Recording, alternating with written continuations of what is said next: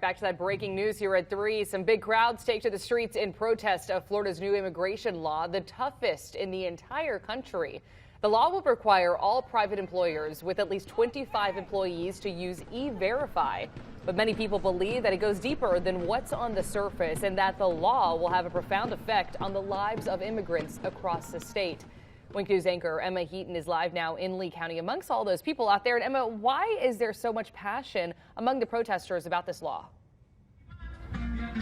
And Nicole, well, what started as a group of 200 people grew as protesters marched from Centennial Park up Palm Beach Boulevard to where I'm standing now at El Nuevo McGuey's Bar and Grill. As these protesters marched against Florida's new immigration law, they chanted and raised their flags and signs high. You can see they are celebrating now, having a good time over here with some loud music. Now, some know their protest won't stop the law from taking effect Saturday. That didn't stop them from what they did today.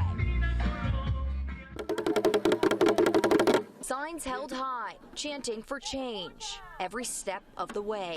There are hundreds of protesters here holding American flags, Mexican flags, Argentinian flags. They are marching 4 miles together for liberty, saying that this law put them in a system where they cannot be liberated.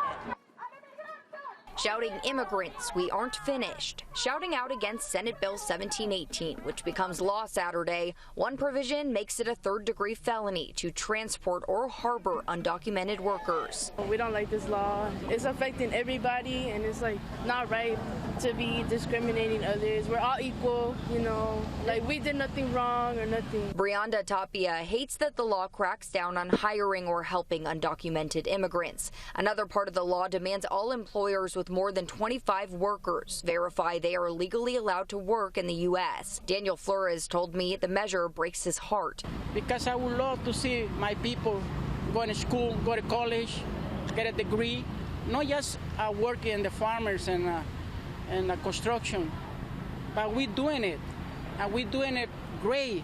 It's what it makes America great. Torres gathered with so many others who share the same belief that Florida should welcome immigrants, not keep them away. Together, they walked in blazing 90-degree heat for the moms, dads, brothers, sisters, aunts, uncles, sons, daughters, who they say will be impacted by Senate Bill 1718. I love this country with the deepest of my heart, and I would love to see all my community doing the same thing and provide for our families. Standing side by side with proponents who pray, hope, dream to see change. Do you think that today is going to make a difference? I hope so. I really do hope so. Palm Beach Boulevard was closed in waves, and both Fort Myers police officers and Lee County deputies escorted the protesters so they could safely march. I stopped and talked to people downtown. No one seemed to mind the protest, but they did seem to have to walk a little bit further than usual. I reached out to the governor's office to find out if they have a reaction to today's protest, but I didn't hear back. Live in Lee County, Emma Heaton, Wink News. All right, Emma, thanks. Now, Newton's third law states that for every action, there's an equal and opposite reaction. So while thousands of protesters are speaking out against the new immigration bill, others have come to voice their approval and support for Governor Ron DeSantis and his plan. Wink News anchor Annette Montgomery is live in Tice, where there's going to be a counter protest. Annette, what do you know about that? Nicole and Russ, the Florida Republican Party, led by Governor Ron DeSantis, clearly supports this new immigration law, and I expect within the next hour I'll begin to see those folks gather here to have their voices heard. One thing I learned during this morning's protest is that the people who marched say even if they're undocumented, they should still be heard. Now, one of the women who walked told me she's walking for her parents who are undocumented and live in fear of this new law. Another told me the state of her family is riding on this law because her husband and the father of her children is undocumented. He did not join the protest, afraid of what might happen if he didn't show up to work, but April Maya Perez joined the rally because for her family, the law is personal. The thought of her children and other families across the state growing up without a parent brought her to tears. So although some may say this walk will not incite change, right now it's the only hope her family has. Hopefully it works, because I don't know what I'd do without my husband.